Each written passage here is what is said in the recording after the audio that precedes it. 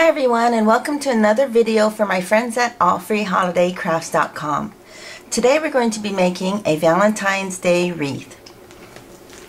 So the first thing that you're going to need is a cardboard cutout of a circle or shape that you want your wreath in.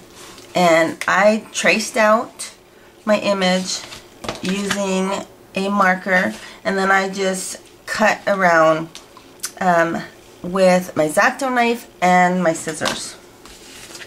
And so this is what I got, and we're going to cover this up with some pink acrylic paint. This one happens to be Poodle Skirt Pink by Americana.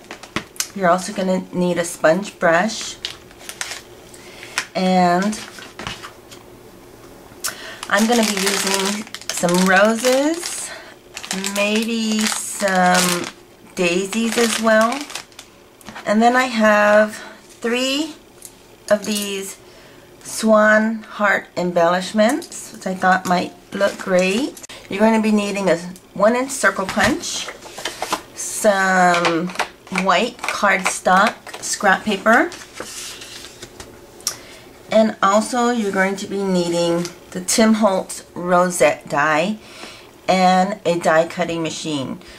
Now the paper that I used is scrapbook paper, and it's the width of regular copy paper. It's very thin, and this die is perfect for regular paper. Now if you use cardstock, these perforations here some of them will cut right through. And then what you can do if that happens, if you happen to use thicker paper, is turn it over, take some Tim Holtz tissue tape, and then place it all the way down this piece, and that will help your paper stay in place. So the next thing you're going to be needing is your hot glue gun, and I'm also going to be needing some tulle.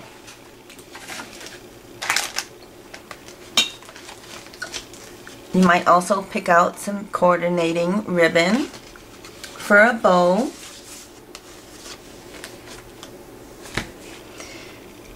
And what you're going to do is take 3 12 by 12 pieces of scrapbook paper and cut them into about 2-inch strips. So you're going to have a bunch of strips that you can place on this sizzlet.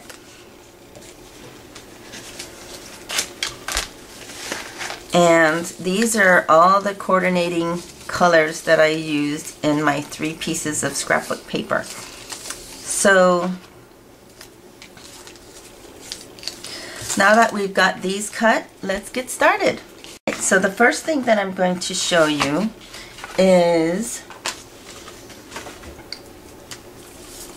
how to make a rosette with this die. So all you do is fold the creases on these perforated strips, and you can see how easy that is. You can also do this by hand, but it's very tedious when you have to make so many of them. So I prefer to use the Tim Holtz die.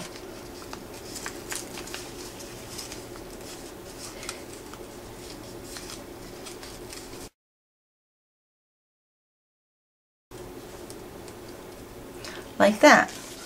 Now you're going to punch. I'm going to go ahead and let that go. You're going to punch out a circle from your punch here, and then you're going to put some glue. You can use regular glue if you want, and you're just going to glue the ends together, just like that. And then put some down here. Now, if you don't want to use a hot glue, you can use fabric glue. I think that'll work well. So place it over your circle punch and then push down. That is your first rosette. Now it comes with this star or circle star, I guess it's called, you could call it, and that just goes on the front to cover up the center. I'm going to alternate them so there will be different colors. And there's your first rosette. So I have a bunch of these to get done, so I'm going to do that off camera. But the next thing I want to show you is my cardboard piece. Now all I'm going to do is just go ahead and start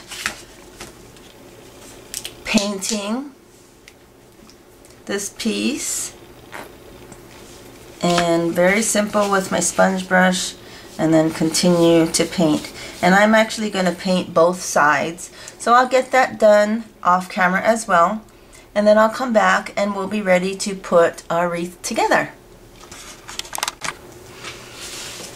Okay, I'm back, and I've made about 21 rosettes, and I painted my wreath, my cardboard wreath, and you can see I started to tie tulle onto my wreath. So I'm gonna take this end, and I'm using double tulle, and this is probably about 8 inches, and we're gonna put one right here. Just gonna cut that off and then tie a knot, and then I'm just going to trim